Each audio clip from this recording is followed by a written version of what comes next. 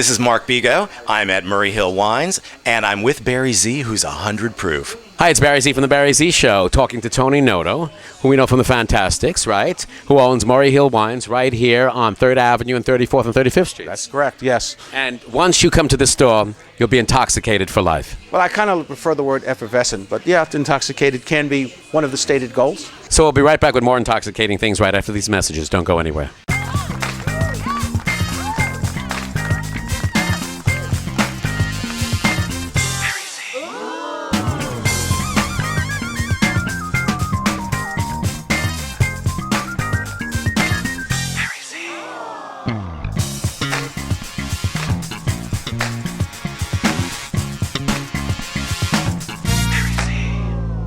Hi, it's Barrry Z from the Barrry Z Show at Murray Hill Wines, talking to Robert, Patrice, was it Patrice? Patrice. Patrice, and Bebe. Bebe. Yes. What does that mean, Bebe? Means baby in Italian. Okay. Now tell us about your appearance at Murray Hill Wines this afternoon.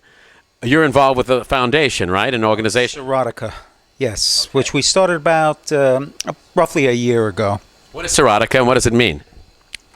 It's something that I coined that word. It's a blend between surrealism and eroticism. The photos are incredible of you ladies. How did this come about? From a group called A Chic?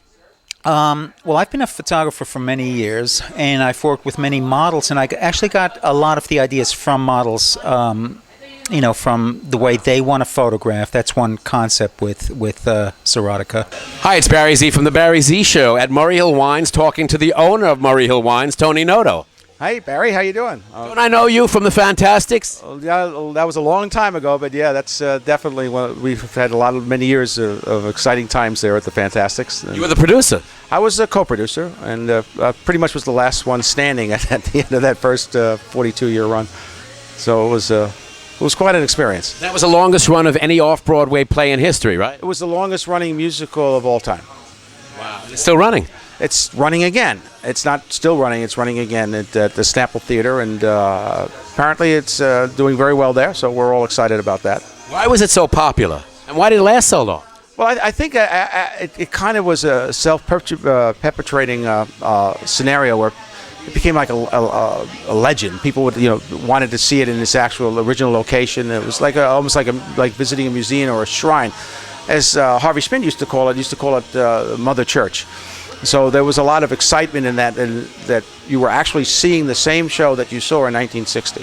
So for those 17,000 odd performances, you were actually experiencing the same thing that people had saw in 1960 or 1965 or 1975, and that made it exciting. There was a certain sense of being part of that history because you saw one of those performances. We'll just dance. We'll kick up our heels to music and dance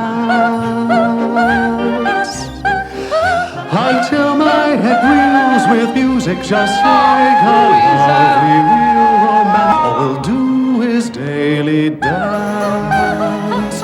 All we'll do is just dance. All we'll do is just dance. All we'll do is just. Played 43 years off Broadway? 41 and something, over 17,000 performances. Amazing. Yeah. And now you're doing something fantastic here in Murray Hill at Murray Hill Wines. Tell me about this fantastic store. Well, it's something I've always wanted to do. I always enjoyed working with wines. I certainly enjoyed drinking it, and so I had an opportunity to open the store about 4 years ago, and recently I decided to come here and work full time. And so with my kind of sense of theater, I decided to go out and have a little fun and kind of make it to have a theatrical. Yeah, very theatrical. So we kind of approach things differently here. We just have a blast. Everybody comes in, has a lot of fun. We do all kinds of crazy tastings. Tonight we have this. Tonight we have this. So it's what we call it the Good Boy Cabernet, which a percentage of every bottle that's sold here at Murray Hill Wines actually goes to animal shelters to help animals. So we're excited about doing that kind of thing. And we look at all those types of wines that make a contribution. We carry an extensive amount of green wines, for instance. What kind of wines? Green wines, Green wines, which are a little different than organic wines, because what they actually green wines are wines that are what they call sustainably grown. All right. basically follows the same process as a truly organic wine does, but it doesn't have the label. Because there's a number of, like for instance, just about any French wine that you have, especially things from the Loire Valley, for instance, is theoretically an organic wine because they do it sustainably grown. They don't use pesticides. They use the natural methods to clean the land. They use alternate. They plant roses, for instance, to re-energize the soil. Those are all the kinds of things that they do to create a very environmentally friendly wine. So it's good for the environment too. It's good for the environment, and actually, this is also sustainably grown, just like the others. But these are the kinds of things that we like to really do. To have a lot of fun with this. So, what do you specialize in? What we specialize in is just basically what we refer to value wines.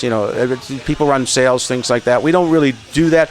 We try to find wines, like for instance, probably our I guess if you call our sweet spot is that $15 to $25 wine that is actually, when you taste it, it tastes more like a $40 or $50 wine, but it's not as well known.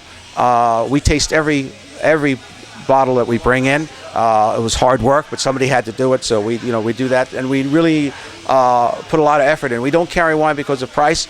We don't carry wine because of name. There's a number of so-called, what we feel are like so-called famous names that we don't carry because, quite frankly, we just didn't feel that they were charging for the wine, what we'd have to charge for the wine, is worth that where there's so many other wines that we have that are so much better and a much better price. Plus, you have a full selection of liquors too. Yeah, of course we do have liquors. It's that's why we call it a wine shop. But yes, we are a liquor store too. So you have many different varieties of wine, which we see here right now, plus ports, plus gin, rum, scotch, bourbon, brandy, cordial, kosher. And yes, we do. We have actually one of the largest kosher sections in the city, so we're excited about that. But we also carry some, where we carry these kind of funky things as well. Like for instance, we have like our T2 V2, which is actually caffeine-infused vodkas and rums, and so you can eliminate the Red Bull. Hi, it's Barry Z from the Barry Z Show at Murray Hill Wines, talking to author Mark Bego, right? That's me. It's good to be here with you. Same here. Well, it's been wonderful. It's always wonderful to catch up with you. I see you every once in a while, usually when I have a new book coming out. Yes, we've been on for 16 years, and we showcased at least 16 of your books. That's fantastic. There's 51 of them at this point. Is that a new world's record? What? Okay. Is that a new world's record? Well, it is for for biographies of pop stars. I have written more biographies of pop stars than any other author at this point. Are these authorized or unauthorized? Some of them are authorized, some are unauthorized. I did Mickey Dolenz book with him, I'm a Believer. Martha Reeves' book with her, Confessions of a Motown Diva. I did Debbie Gibson's book, Jimmy Greenspoon, A Three Dog Night. I've done several books in collaboration as well. Define the term. Well, an authorized book is where you have the cooperation of the subject. An unauthorized book is where I research and go through their garbage and talk to their best friends or their ex-best friends, and you can really tell everything, all your findings, any way you want to. When they're there to edit what you put in the book, it's a little more guarded. So I feel that my unauthorized books usually have all the story, all the dirt, all the good stuff. Now, if they cooperate with you and it is authorized, are you nicer to them than if it's unauthorized? Absolutely. They're my writing partners then. Yeah, but I usually end up knowing everything. They go, all right, I'm going to tell you something, but don't you dare print this. So I have all the secrets.